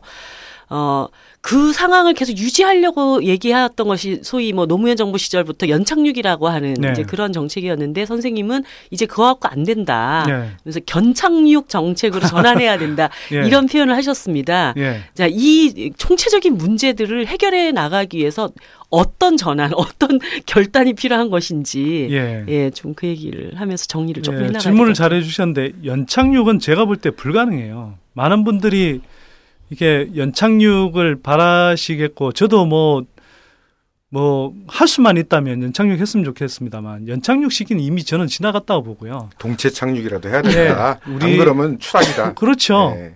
동체 착륙이라는 표현이 이제 일반인들한테는 더 잘 와닿으실 텐데 네. 저는 그걸 이제 견착륙이라고 표현한 거거든요. 항공기에 비유하자면 이렇습니다. 활주로가 짧고 시계가 잘 확보돼 있지 않을 때는 무리하게 그냥 평소 이렇게 연착륙 하듯이 이렇게 착륙하려고 하면 제동 거리가 길어져서 정말 큰 사고가 날 수 있거든요. 그럴 때 오히려 악조건일 때는 뭐 이른바 이제 동체 착륙 같이 해서 마찰력을 높여서 당장은 좀 땅에 떨어질 충격이 있더라도 정말 차게 이제 충격은 피하는 전략을 써야 되는데 제가 볼 때는 지금 상황은요. 연착륙은 불가능하기 때문에 단기적으로 조금 충격이 있더라도 길게 봐서 우리가 조금 더 충격을 줄일 수 있는 방법을 쓰자. 그게 이제 저는 견착륙이라고 표현하는 거고요. 자, 구체적으로 정책으로는 어떻게 정책으로는 어떻게 하느냐? 일단 내관을 뽑아야 됩니다. 아까 제가 이제 이게 그 부동산을 저는 이제 주로 폭탄에 많이 비유하는데 이게 그냥 단순한 비유 표현이 아니라 실제로 그렇기 때문에 그렇습니다. 부채액도 계속 늘어날 뿐만 아니라 또 하나는 부채 중에서도 우리가 지금 주택담보대출 이자를 내는 사람들이 70%거든요. 그러니까 담보대출 빌리면은 거치기간 3년 정도를 두지 않습니까? 네. 근데 거치기간을 계속 지금 7년째 연장해가면서 계속 갈아타게 하고 있는 거거든요. 그래서 지금 당장은 그게 뭐 사람들이 괜찮다라고 생각할지 모르겠지만 이게 이런 겁니다. 아까 제가 저 수도권 아파트에 평균 부채액이 3억 정도라고 그랬는데 3억이면 지금 금리 수준에서는 그냥 한 달에 6, 70만 원씩 내면 돼요. 3억이어도. 네. 6, 70만 원도 되나? 3은 9. 그러니까 한 70만 원, 월에 7, 80만 원 내면 되는 거거든요. 근데 이게 예를 들어서 거치 기간을 더 이상 연장해 줄 수 없는 상황이 돼서 2008년 같은 상황이 만약 발생한다. 그러면 이때는 원리금을 같이 갚아야 됩니다. 그러면 벌어서 이제 다 집값. 그때는 250만 원 정도를 원리금으로 갚아야 되는 거예요. 그러면 월에 500만 원을 벌어도 250만 원씩 그거 이자 원리금 갚으면서 생활할 수 있는 가게가 누가 있습니까? 근데 그런 가게가 70%라니까요. 네. 지금은 그냥 그걸 계속 미뤄주고 있으니까 괜찮은 것처럼 보일지 모르겠지만 문제는 당장은 그렇게 괜찮죠. 그래서 그걸 단기적으로 연착륙 대책처럼 보일지 모르겠으나 길게 보면 이게야말로 확실한 경착륙 대책이에요. 네. 왜 그러냐? 이렇게 미룰수록 계속 그 만기가 도래하는 거치기간 끝나고 만기가 도래하는 그 대출 규모가 지금 눈덩이처럼 계속 풀어나고 있는 중이거든요. 이게 언젠가 더 이상 연장하지 못하는 어떤 상황이 든다. 어떻게 되느냐는 거죠. 그래서 제가 말씀드린 그 내관을 뽑자고 할 때는 모든 위기는 그 내관에서 시작되니까요. 위험한 극단에서 시작되기 때문에 부채 비율이 높은 가구들부터 점진적으로 해소를 해줘야 됩니다. 그래서 그분들을 대상으로 해서 대대적인 공공재무 컨설팅을 하는 거예요. 제가 이른바 10만 양병설을 주장하는데요. 10만 공공재무 컨설팅을 하면요. 이 사람들을 위해서 기본적으로 일자리가 만들어지기도 하지만 네. 이 사람들이 어떤 역할을 하냐 하면 그 각 가정에 주로 뭐 하우스푸어 가정들을 방문해서 자구적인 노력을 먼저 하도록 합니다. 가계부채 다이어트를 적극적으로 유도하고요. 사교육비를 줄이든 보험료를 줄이든 소비지출 구조를 바꾸든 해서 그렇게 줄이도록 유도하고 그럼에도 불구하고 이제 부채가 많은 경우에는 집을 이제 뭐 처분하도록 한다든지 또는 처분이 어려울 경우에는 이제 우리는 지금 각종 뭐 이런 신용 회복 절차라든지 이런 것들도 다 그냥 금융권 위주로 돼 있거든요. 채권자 위주로 돼 있거든요. 근데 자꾸 뭐 채무자의 도덕적 해이만 따지는데 아니 무책임하게 그 돈을 빌려준 채권자의 도덕적 해이 이거야말로 훨씬 심각한 거거든요. 네. 그래서 이걸 이제 약탈적 금융이라고 그러는데 이렇게 약탈적 금융을 방치해 놓고 책임은 다 채무자만 지느냐? 이건 아니라는 거죠. 그래서 이제 이 채무자 이 사람들이 가계부채 다이어트를 적극적으로 유도한 다음에 그래도 정 안 되겠다 싶으면 이제 최선을 다해서 이제 보고서를 이제 정부에 리포트를 하고 이제 이 채무자를 대신해서 이 채권자인 은행과 이제 채무 상한 조정을 하는 거죠. 상한 일정과 그러니까 설계를 같이 다시 상한 이율 거잖아요. 정도를 이 가게가 부담할 수 있는 정도로. 그래서 그걸 딱딱 이렇게 낼 수 있도록 합리적으로 이제 조정을 하고 그걸 최대한 낼 수 있도록 이 사람들이 모니터링하는 과정까지 다 하는 그런 제도들을 도입하면요. 이거 정말 위험한 내관들은 제거할 수 있습니다. 그리고 그 사이에 어쨌거나 부채 다이어트 과정 중이기 때문에 일정하게 뭐 부동산 가격이 좀 침체한다든지 가라앉는 충격은 있겠으나 그래도 이 정도로 하면 질서정연하게 가서 그다음에 그 뭐 가게든지 또 금융권의 이제 도덕적 해이 논란도 없애면서 얼마든지 부동산 거품 빼고 가계 부채 다이어트를 할 수 있거든요. 그래서 저는 이걸 하자는 거고요. 제도적으로는 뭐 얼마 전에 이제 LTV DTI 규제 같은 주택 대출 규제를 풀었는데 이거는 오히려 점진적으로 조여가야 됩니다. 네. 한번 생각해 보십시오. 뭐 예를 들어서 LTV 뭐 DTI 비율 뭐 60%다.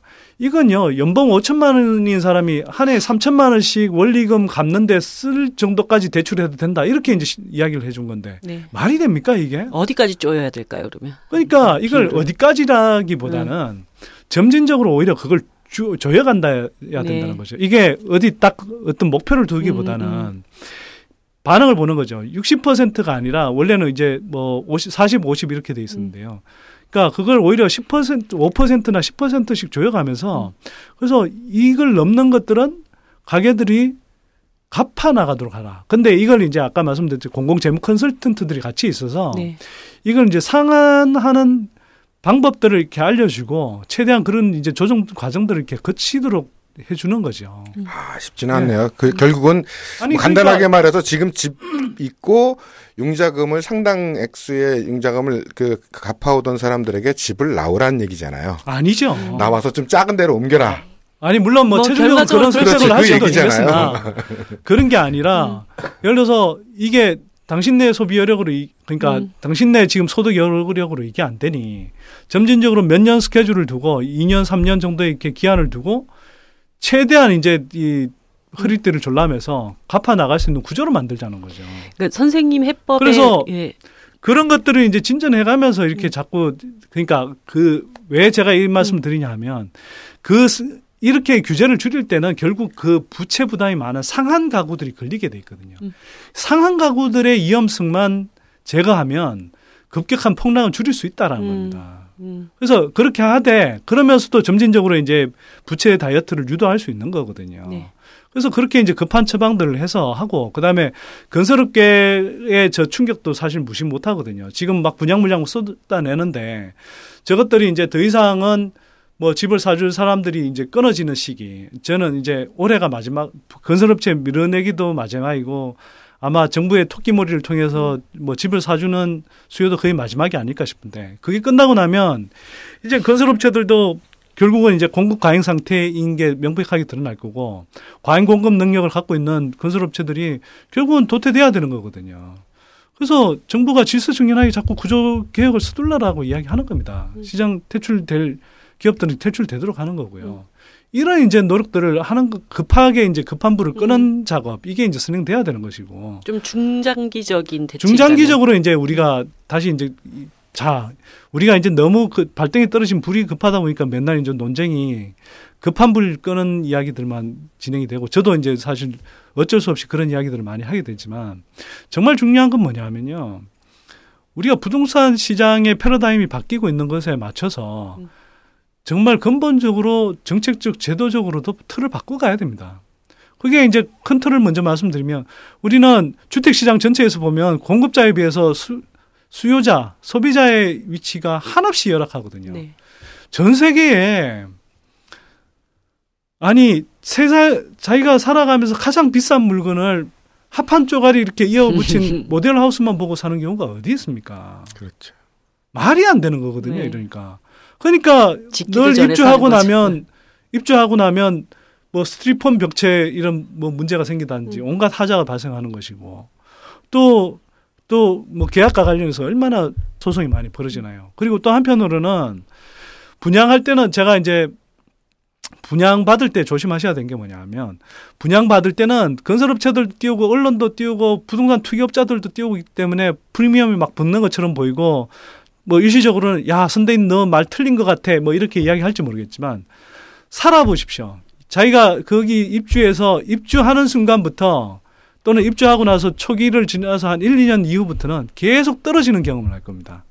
집값이 오를 때는 분양할 때밖에 안 올라요. 분양할 때 그 분양 아파트하고 그 주변 집값이 오르는 것이고 그 분양 시기가 끝나면 아파트가 입주 단계에 가면 물량 공급 충격이 또 일어날 뿐만 아니라 그때가 되면 사람들이 이제는 뭐 빚 부담이 현실적으로 돌아오는 시기이기 때문에 집값이 오히려 슬금슬금 떨어져요. 이거는 2006년 이후에 지속되는 패턴입니다. 어떤 지역 가리지 않고.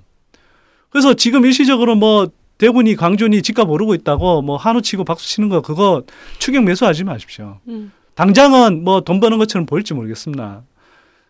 나중에 가면은 결국 집값 떨어집니다. 지금 뭐 강남의 위례 신도시의 뭐 분양 청약 막 열풍이다 뭐 지난해 언론들이 선동하고 피가 얼마 붙었다 그랬지만 얼마 지나지 않아서 그 프리미엄이 확 몇 달 사이에도 네. 뭐 1억 5천 2억 붙었다는 게 뭐 몇천 수준으로 떨어지고 이랬다는 보도가 나왔거든요. 그게요. 지금 당장도 이런데 입주 단계 되면 어떨 것 같습니까? 그러니까 멀리 내다보고 사시고요. 그래서 분양 제발 조심 좀 하시고요. 그래서 이게 말이 옆으로 샜는데 세상에서 유일하게 선분양제를 하는 나라입니다, 이게. 그래서 그거 제어하는 장치로 아주 뭐 제어도 제대로 안 되지만 분양가 상한제 뒤늦게 도입한 거 그건 없애자고 그래요. 네. 세상에서 유일한 규제라고. 아니 그럼 세상에 유일한 선분양제부터 없애야 되는 거 아닙니까? 그렇게 해서 정말 주택 수요자의 소비자의 지위를 네. 일정하게 올려줘야 되고요. 또 임대 시장에서는 OECD 국가들 가운데 이제 그 세입자의 권리가 가장 약한 나라 중에 하나입니다. 그래서 세입자의 권리를 강화해 줘야 되는데 그런 것들은 일단 우리가 임대차 시장에 그 통계부터 제대로 이렇게 마련하고요. 그래서 전세 가격이 또는 월세 가격이 어느 정도 수준에서 움직이는지 그걸 정책적인 그 체계들을 만들고 네. 그 기반 위에서 세입자 단체가 제대로 이게 나와야 됩니다. 세입자 단체가 나오지 않은 데서는 협상력을 발휘하기 힘들거든요. 네. 그래서 세입자 단체들을 정부가 좀 지원해줘서라도 세입자 단체들이 나와서 집주인 단체들하고 이렇게 협상할 수 있는 그런 협상력을 키워줘서 그렇게 해서 독일과 같은 공정 임대료 제도, 그 다음에 이제 이 정월세 상환제, 그 다음에 이제 이 계약갱신 청구권 이런 제도들을 도입해줘서 우리 이제 세입자의 권리들을 강화시켜줘야 되는 거죠. 네. 그 다음에 이제 뭐 부동산 세제 관련해서도 있는데요. 이런 것들은 또 뭐 한참 또 이야기를 해야 되니까 그렇고요. 부동산 투 한 번 더 해야 되겠다 이거. 그래서 마지막으로 제가 말씀드리고 싶은 건 우리가 지금까지는 계속 민간 건설업체들한테 분양 물량 쏟아내게 만들었어요. 근데 이제는 인구도 줄어들고 주택 수요도 줄어든단 말이에요. 그러면 어떻게 해야 되느냐. 일본에서 교훈을 찾을 필요가 있습니다. 일본에 우리 LH공사랑 비슷한 게 이제 일본 주택공단이라고 있었어요. 이게 부동산 거품 붕괴하기 전에는 우리 LH공사 하듯이 맨날 분양주택 쏟아내고 그랬거든요. 근데 거품 붕괴하고 나니까 갑자기 엄청나게 넘쳐나던 수요 같은 것이 확 사라져 버렸단 말이에요. 그리고 우리의 1인 가구에 대응하는 단신 세대가 확 늘어나는 게 보인단 말이에요. 그래서 일본 주택공단이 그때부터는 줄기차게 지금 주로 1인 가구, 노인 가구들을 위한 그 조그만 규모의 공공임대주택들을 네. 대규모로 건설하고 있어요. 우리가 뻔히 이제 그런 상태가 뻔히 그런 보고서도 교훈을 얻지를 못하는 겁니다. 그래서 공공임대주택 우리가 OECD 국가 가운데 가장 비율이 낮은데요. 이걸 획기적으로 많이 지어가야 되고요. 생색만 내는 공공임대주택이 아니라 무늬만 공공임대주택이 아니라 최소 20년 이상의 국민임대주택을 포함한 장기 전세주택, 장기 월세주택들을 대량으로 공급해야 됩니다. 재원 충분히 있습니다. 저는 늘 이야기하는 게 뭐냐 하면요. 국민연금, 그거 우리 노후 복지를 위한 건데, 노후 세대들이 그 부동산에 자꾸 돈 깔고 앉아서 이게 현금 소비 여력이 줄어들고 그래서 노후 건강 관리를 못해서 복지 비용이 늘어나는 것 그렇게 만들지 말고 그걸 전세나 아주 저렴한 공공 전세, 월세 이런 것들로 빠져나가도록 만들어주고 그러면 그 사람들이 예를 들어서 5억에서 1억 5천 전세 놓고 저렴한 전세로 갈 거니까 3억 5천은 남을 거 아니에요. 그걸 가지고 노후 대비로 쓰는 거예요.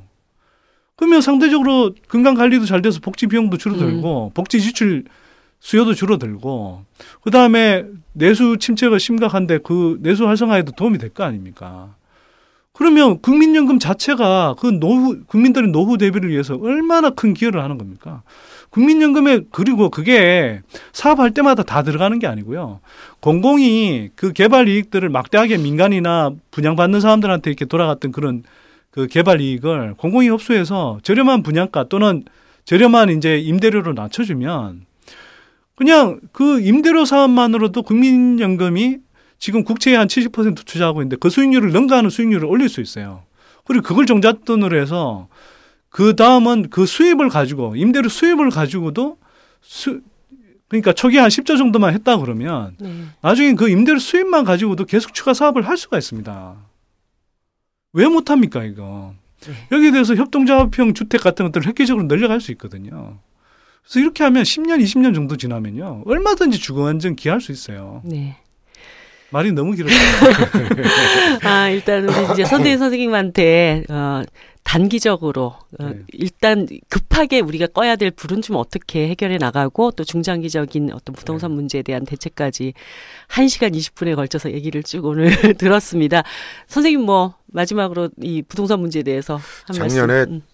창원의 어느 지역 도서관에 강연을 하러 갔는데요. 인문학 강연 갔는데 거기에 마침 어떤 지역 정치인도 왔고 공무원들도 와 있더라고요. 그러면서 이제 창원이 얼마나 도시가 발달했는지 자랑을 하는 거예요.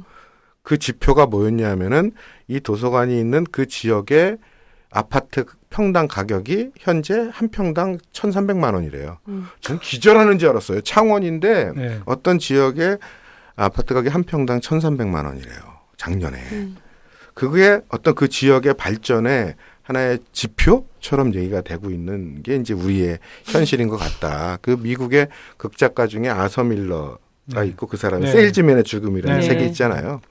그 세일즈맨의 죽음이 왜 생긴 건가 하면은 20, 30년 동안 계속 할부 인생을 살았는데 할부의 핵심이 이 집 융자금이었잖아요. 행복하지 못한 삶을 계속 강요당하면서 살아야 됐고 그리고 최종적으로는 보험 사기 자살극으로 이제 인생을 마감하게 되는데 그 소설에서는 개인의 불행이었지만 사실은 한국은 개인의 불행이 아니라 그 집단적으로 수많은 국민들이 그런 상황으로 내몰리고 있는 게 우리의 상황이다. 처지다. 아까 동체 착륙, 경착륙 말씀하셨는데 사실은 적극 동감하는 문제고요. 아픔을 겪으면서 치료해야 될 우리 사회의 큰 중병이 아닌가 생각을 하고 해보는 시간이었습니다. 참 근데 제가 말씀드린 견착륙이지 경착륙은 아니고요. 경착륙은 이제 영어로 표현하면 하드 랜딩이라고 그래서 폭락 뭐 하는 상황 이런 걸 염두에 둔다면 견착륙은 영어로는 firm landing이라고 그러세요. 그냥 단단할 견자를 쓴 겁니다. 그래서 단단하게 그냥 이렇게 부딪히면서 마찰력을 높이는 착륙을 말씀드립니다. 네, 우리 그 대한민국 부동산을 파고 또 파신 선대인 선생님께서 당분간 부동산은 대세 하락기다라고 말씀하셨습니다. 우리 토끼몰이에 당하지 말고 올바른 부동산 정책 이번 기회에 좀 새롭게 생각해 볼 수 있는 패러다임의 전환 이것을 국민들과 함께 좀 모색해 나가야 될 것 같습니다. 오늘 1시간 반 가까이 고생해 주신 선대인 선생님 너무너무 감사합니다. 수고하셨습니다. 고맙습니다.